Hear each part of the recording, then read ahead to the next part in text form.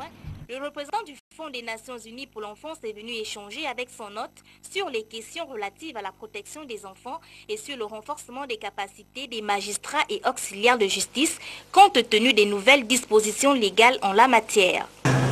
L'enfant, c'est un tout. Donc, il y a plusieurs lois. En ce qui concerne le ministère de la Justice de façon particulière, ce sont surtout des lois sur la protection des enfants. Nous avons parlé des lois de la loi de 2004 sur la répression de la traite des enfants. Nous avons parlé d'un certain nombre d'autres lois qui ont été prises récemment et pour lesquelles l'UNICEF est prête à discuter, à travailler avec le ministère pour en assurer l'application et renforcer les capacités de ceux qui sont chargés d'appliquer ces lois. Autre point évoqué, la situation des droits de l'enfant au Gabon que le représentant de l'UNICEF juge satisfaisante et encourageante. Beaucoup de progrès qui ont été faits, mais les droits de l'enfant, c'est quelque chose de très vaste, donc nous avons encore du travail à faire ensemble. Nous pouvons continuer à travailler ensemble pour renforcer ces lois, pour discuter de l'application des lois, pour voir les différents mécanismes. Depuis son accession à la souveraineté internationale, le Gabon a ratifié tous les traités et conventions relatifs aux droits des enfants.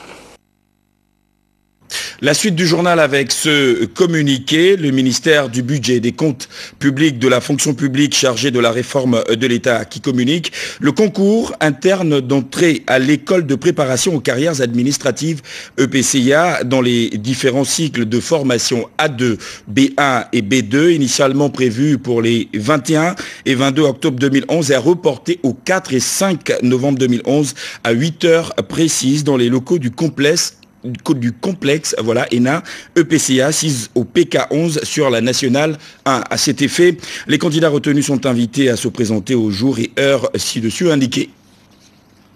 La suite du journal avec un autre invité sur ce plateau, le conseiller du Premier ministre, chef du gouvernement, M. Guillaume Rendambo. Bonsoir. Bonsoir. Vous êtes là pour une communication du gouvernement, nous vous écoutons. Communiqué du gouvernement. Le gouvernement de la République constate avec étonnement que le journal Gabon Matin, dans sa parution du vendredi 21 octobre 2011, a titré à la une s'agissant du Conseil des ministres tenu la veille. Législative, le dépôt des candidatures reporté, précisant en outre que la date limite du dépôt des candidatures a été repoussée de 5 jours.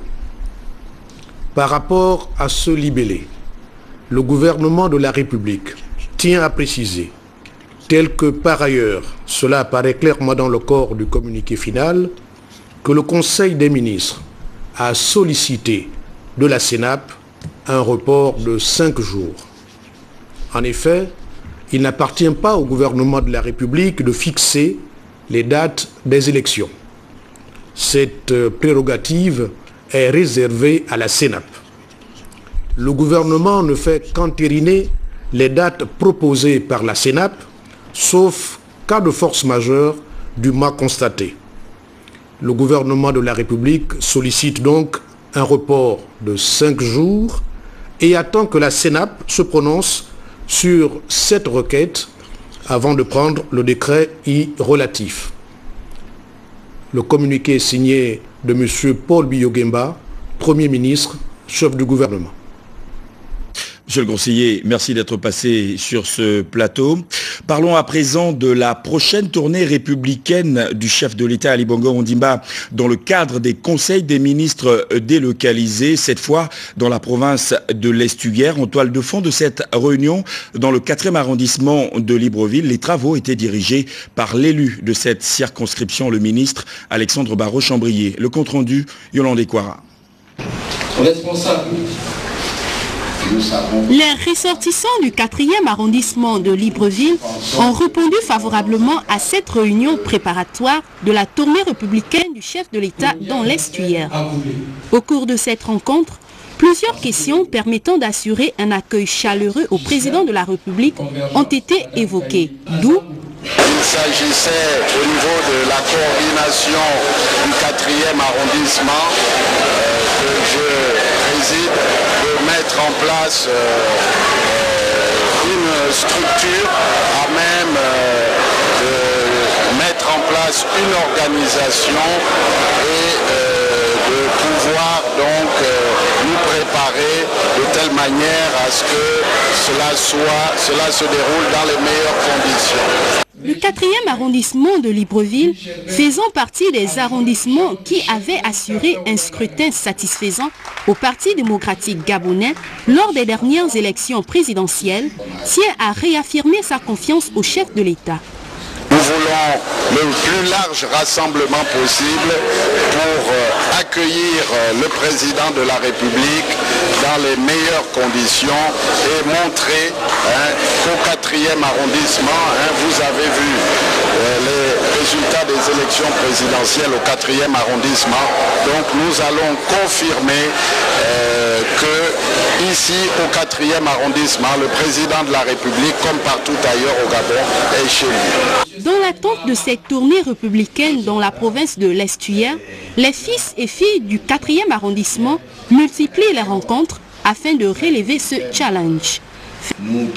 Les images d'Arnaud Mengue, même son de cloche pour les ressortissants de l'Ogooué-Maritime qui se préparent. Ils étaient en conclave au Sénat de Libreville. L'économie de cette rencontre, Moussa Nzengi Boussougou. Pour réserver un accueil des plus chaleureux au chef de l'État, Hadj Ali Bongo Ondimba, lors de sa prochaine tournée républicaine dans la province de l'Ogooué-Maritime, les ressortissants de la dite province se sont retrouvés au palais Omar Bongo Ondimba pour affiner les mécanismes devant permettre de faire en sorte que cette tournée rassemble toutes les forces vives d'Etimboué, de Benje et de Ndogo. La réunion de ce soir porte essentiellement sur les préparatifs de la tournée républicaine du chef de l'État dans la province de l'Ogooué-Maritime. Et là, nous avons essayé de réunir autour de nous tous les cadres, tous les ressortissants de la province de l'Ogooué-Maritime résidant à Libreville, afin que nous essayions de mettre en place une stratégie pour accueillir le président de la République. Lors des interventions, chacun a apporté sa contribution pour que l'événement soit une réussite. Nous sommes à nos premières rencontres, mais déjà, compte tenu du délai que nous avons, nous sommes obligés de travailler un peu plus par rapport aux autres provinces qui ont eu un peu plus. Mais sinon, je pense que tous les ressortissants de l'Ogooué-Maritime, femmes comme hommes, sont aujourd'hui mobilisés à accueillir le chef de l'État. Vu la mobilisation et l'engouement des fils et filles de l'Ogooué-Maritime résidant à Libreville, la tournée républicaine du chef de l'État, Hadj Ali Bongo Ondimba, s'annonce sur une bonne note. Et sur place, à Port-Gentil, la société Adax Petroleum qui intègre le groupe mondial Sinopec, la présentation de la nouvelle identité visuelle a eu lieu en présence de nos reporters Patrick Sibangoy et Victor Mondunga. Le nouvel environnement des affaires au Gabon créé par les nouvelles autorités gabonaises offre aux investisseurs des meilleures conditions d'exercice, d'où la tendance aujourd'hui des uns et des autres à se surpasser par l'innovation et surtout la créativité. Dans la capitale économique gabonaise, Port-Gentil, Adax Petroleum vient de renforcer ses atouts, les valeurs qui font sa force. C'est le nouveau logo d'Adax Petroleum qui intègre le groupe chinois Sinopec, troisième groupe pétrolier mondial, ici présenté devant une assistance nombreuse composée des dirigeants personnels de l'entreprise, opérateurs économiques et autorités locales. Nous avons voulu donner à ce nouveau logo une forme de losange, c'est-à-dire une forme pointue qui montre la volonté du groupe d'avancer.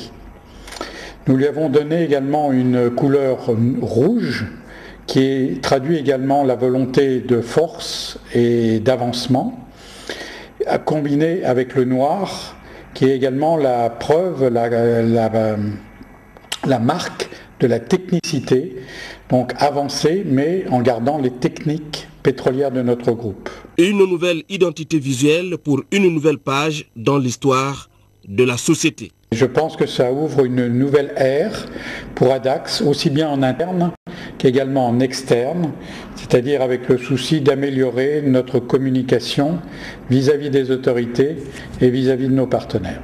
Ce changement de logo constitue un élément majeur dans le développement de l'entreprise dont la production pétrolière jour est évaluée à 148 barils, des chiffres qui cadrent parfaitement avec la vision et les perspectives internationales d'Adax qui, à chaque avancée, fait une différence et la différence, sa force. Nous y reviendrons. Voilà, en ce qui est de la production de cette entreprise, il s'agit bien de 148 000 barils. La société navette maritime au Gabon, Navmar, informe son aimable clientèle que pour des raisons de révision du bateau Bekelia, les voyages prévus pour ce samedi 22 et ce dimanche 23 octobre 2011 sont reportés à une date ultérieure. Elle vous présente d'ores et déjà toutes ses excuses pour le désagrément. Par ailleurs, la reprise de ces activités fera l'objet d'une large diffusion. Un autre invité dans ce journal, le rapporteur général de la CENAP, monsieur Mick Moubé-Balondo, c'est bien cela? Bonsoir. Bonsoir, monsieur. Vous êtes là également pour une importante déclaration, nous vous écoutons. En effet. Communication de la Commission électorale nationale autonome et permanente, CENAP. Dans le cadre de l'organisation de l'élection des députés à l'Assemblée nationale du 17 décembre 2011, la Commission électorale nationale autonome et permanente s'est réunie en assemblée plénière ce vendredi 21 octobre 2011 pour examiner la demande de report de la date limite de dépôt des déclarations de candidature à l'élection susmentionnée formulée par le gouvernement. Faisant droit à cette demande, l'assemblée plénière a repoussé au samedi 5 novembre 2011 à 18h précise la date limite de dépôt des déclarations de candidature à l'élection des députés à l'Assemblée nationale du 17 décembre. Faite à Libreville le 21 octobre 2011, le président René Aboguela. Monsieur Moubé-Balondo, merci d'être passé sur ce plateau. C'est nous qui vous remercions. La CNAMGS, la Caisse nationale d'assurance maladie et de garantie sociale, poursuit son chemin. Après l'immatriculation et la prise en charge effective des Gabonais économiquement faibles et des agents de l'État, l'opération s'attaque désormais aux étudiants. L'engouement escompté n'est pas de mise. Les images de Félix Moudi-Mangoï.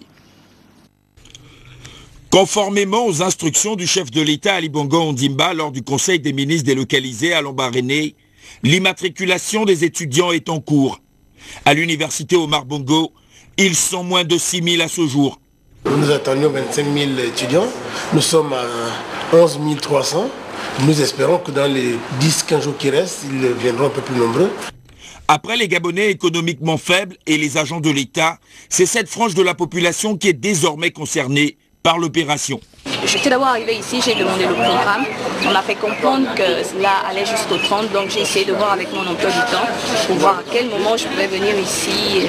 Cette fois, la CNAMGS a décidé d'impliquer les étudiants eux-mêmes.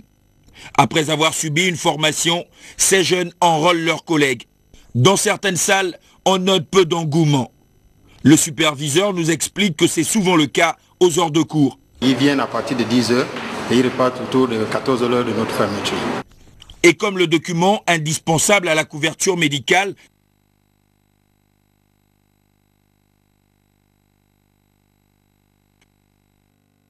par exemple, acheter les fascicules ou faire des photocopies avec cet argent. Le son de cloche n'est pas le même à l'école normale supérieure d'enseignement technique. Entamé le 5 septembre dernier, c'est seulement maintenant que l'opération démarre dans cet établissement. Alors qu'au sommet de l'État, on exige le changement de comportement, ici, on croirait qu'à beau chasser le naturel, il revient au galop.